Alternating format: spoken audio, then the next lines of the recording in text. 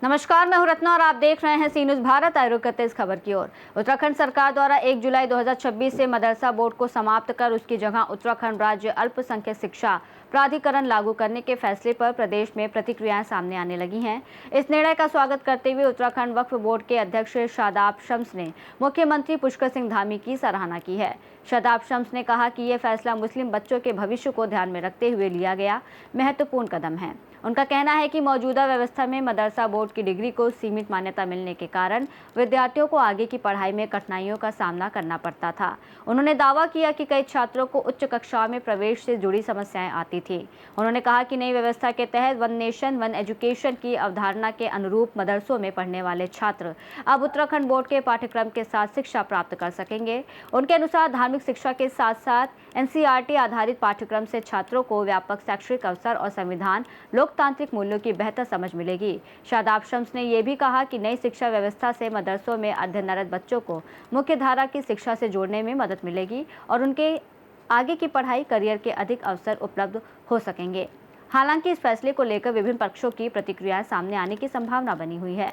कितना मुस्लिम बच्चों को फायदा मिलेगा इससे?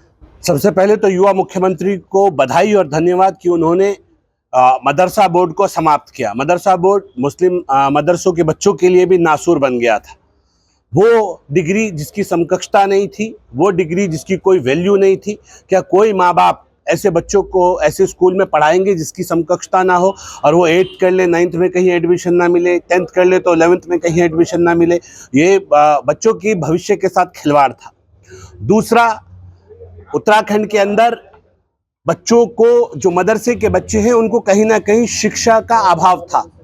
और ये वन नेशन वन एजुकेशन, यानी कि अब हर बच्चे को शिक्षा का अधिकार मिले, उस तरफ बढ़ते हुए युवा मुख्यमंत्री ने मजबूत कदम उठाया है। और मैं ये कहता हूँ कि बहुत जिम्मेदारी के साथ अब मुस्लिम बच्चों को भी सब कुछ पढ़ने का अवसर मिलेगा। अब एक तरफ जहाँ वो हाफिज कुरान बनेंगे, वहाँ दूसरी तरफ वो उत्तराखंड शिक्षा परिषद, जो माध्यमिक शिक्षा परिषद है, उसके बोर्ड को भी पढ़ेंगे। और वो जब कुरान को पढ़ेंगे, हदीसों को पढ़ेंगे, तो मोहम्मद साहब को, खुदा को जानेंगे और उनके समझकर उनको ये एहसास होगा कि कितना बड़ा किरदार मोहम्मद साहब का था। लेकिन जब वो उत्तराखंड का एनसीईआरटी का सिलेबस पढ़ेंगे तो वो वहाँ श्री राम को समझेंगे, श्री कृष्ण को जानेंगे, भगवान बुद्ध, भगवान महावीर को समझेंगे, बाबा नानक देव को जानेंगे और डॉक्टर बाबा साहब भीमराव अंबेडकर को समझते हुए देश के संविधान और लोकतंत्र को समझेंगे। यानी अपने नबी से, अपने सहाबाओं से, अपनी शरीयत से प्यार करेंगे, लेकिन बाकी मजहबों की भी इज्जत करेंगे। यानी जो शिक्षा का अधिकार है,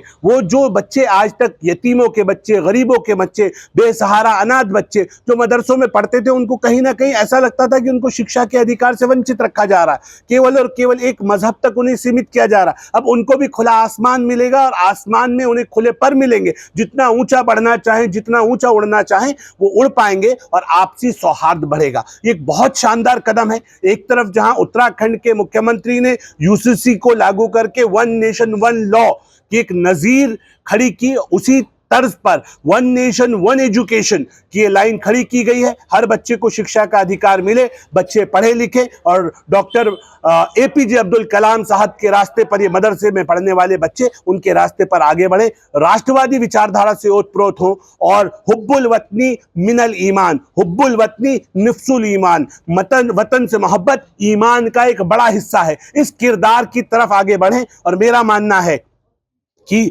माँ भारती को अगर ताकत देनी है, देश को विश्व गुरु बनाना है, तो अगर किसी का एक हाथ कमजोर रह जाए, दायां हाथ तो ताकतवर बन गया लेकिन बायां हाथ कमजोर रह गया, ये मुस्लिम समाज कमजोर रह गया, ये मुख्य धारा में नहीं जुड़ पाया, तो क्या हम विश्व गुरु बन पाएंगे?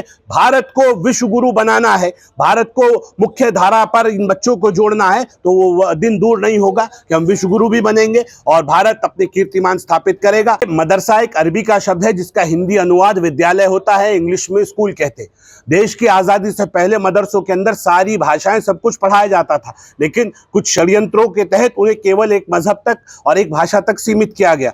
मजबूत मुसलमान बने, इसमें मैं खुद मुसलमान हूं, मैं भी चाहता हूं कि मेरे बच्चे मजबूत मुसलमान बने, लेकिन मजबूत मुसलमान के साथ साथ वो मजबूत भारतीय भी बने, वो औरों के धर्म का सम्मान करे। और वो तभी मुमकिन है जब वो बाकी चीजों को भी जानेगा। और एनसीईआरटी का जो हमारा उत्तराखंड शिक्षा परिषद का सिलेबस है, जब बच्चे उसे पढ़ेंगे तो उनके चक्षु खुलेंगे, ज्ञान अर्जित होगा। और मोहम्मद साहब ने कहा था, पहली आयत उनके ऊपर नाजिल हुई थी, इकरा इकरा बिस्मि रब्बिकल लज़ी खलक, पढ़ो। और पढ़ने के लिए तुम्हें चीन तक जाना पड़े तो जाए। और चीन में तो कोई उस वक्त 1400 साल पहले कोई मदरसे नहीं थे, चीन में तो कोई इस्लाम वहां फैला नहीं रहे थे, कोई मौलाना नहीं थे। तो इसका मतलब उन्होंने कहा इल्म हासिल करने के लिए दूर दूर तक जाओ, और नॉलेज गेन करोगे तो आप आगे बढ़ोगे, कामयाब रहोगे। मेरी सरकार ने बहुत अच्छा ये निर्णय लिया है, और मैं ये मानता हूं कि अब जिस तरह का अल्पसंख्यक शिक्षा प्राधिकरण उत्तराखंड सरकार ने बनाया है, ये एक समन्वय स्थापित करेगा। और मुस्लिम जो मदरसे हैं अब ये भी स्कूल की तर्ज पर सुबह 8 बजे से 12 बजे तक के स्कूल की तरह चलेंगे, और दोपहर के बाद यहाँ कुरान का दर्स दिया जाएगा, जहां बच्चों को हाफिज कुरान के साथ साथ अब डॉक्टर, इंजीनियर, फिलोसोफर सब कुछ बनने का मौका मिलेगा। मुझे उम्मीद है आने वाला वक्त इस गए वक्त से बहुत बेहतर हो। देहरादून से सी न्यूज़ संवाददाता प्रवचन सिंह की रिपोर्ट। फिलहाल सरकार ने इसे शिक्षा सुधार की दिशा में बड़ा कदम बताया है, जबकि इस फैसले पर सामाजिक और शैक्षिक स्तर पर चर्चा जारी रहने की संभावना है। आने वाले समय में नई व्यवस्था के प्रभाव पर सभी की नजर रहेगी। रिपोर्ट में इतना ही। देश और दुनिया की तमाम बड़ी खबरों के लिए देखते रहिए सी न्यूज़ भारत।